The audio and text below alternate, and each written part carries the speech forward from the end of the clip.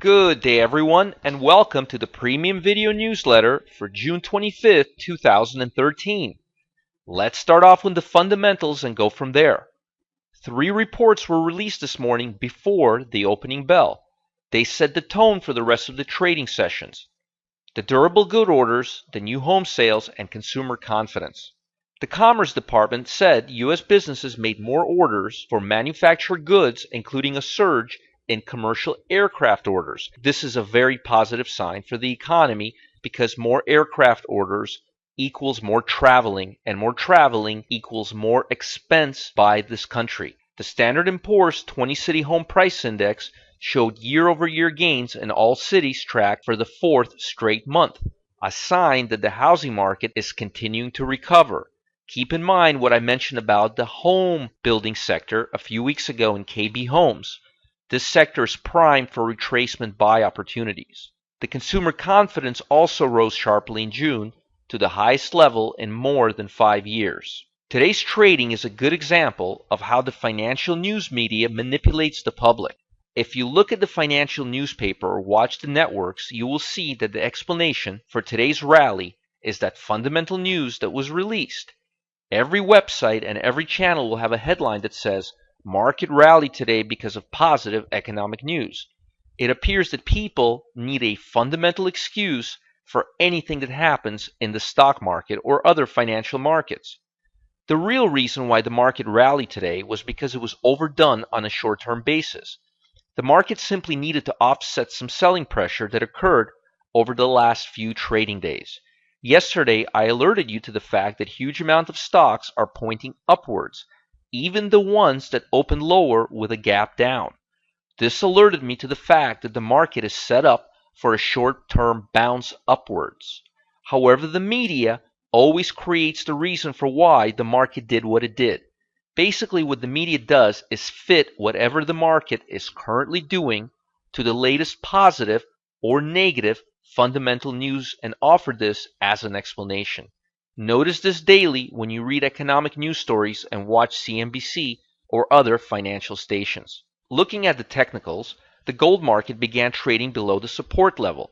It appears gold is getting ready for another liquidation phase.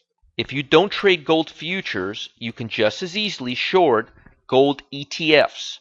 They correlate about 95% to the gold cash and futures market.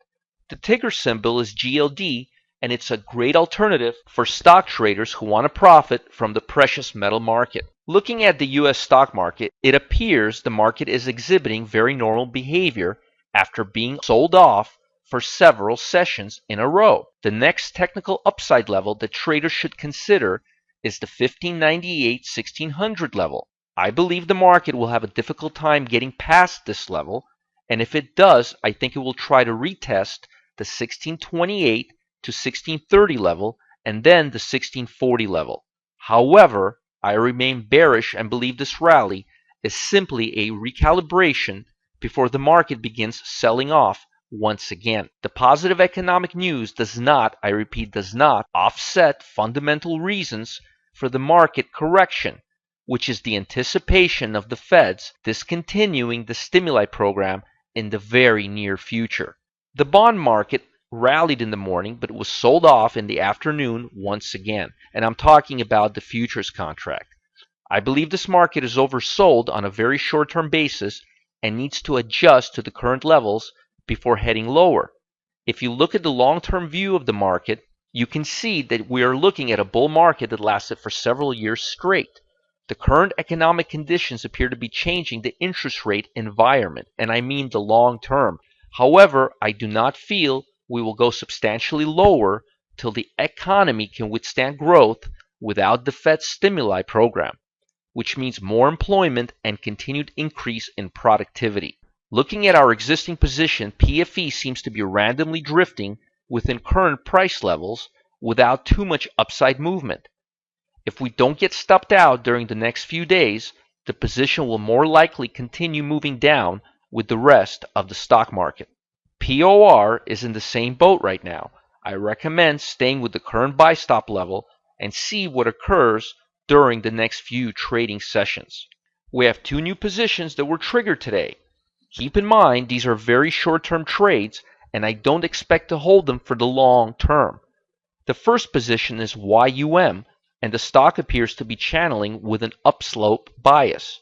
I would recommend placing a stop loss at the 67 level and watching it carefully for the next few days. The second long position we triggered this morning was BWA, Borg Warner.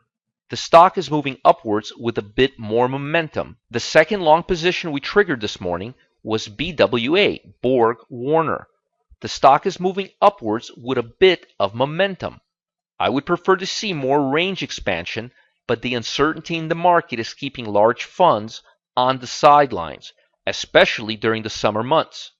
Place a stop loss at the 80-40 level and continue to monitor the position for the next day or two.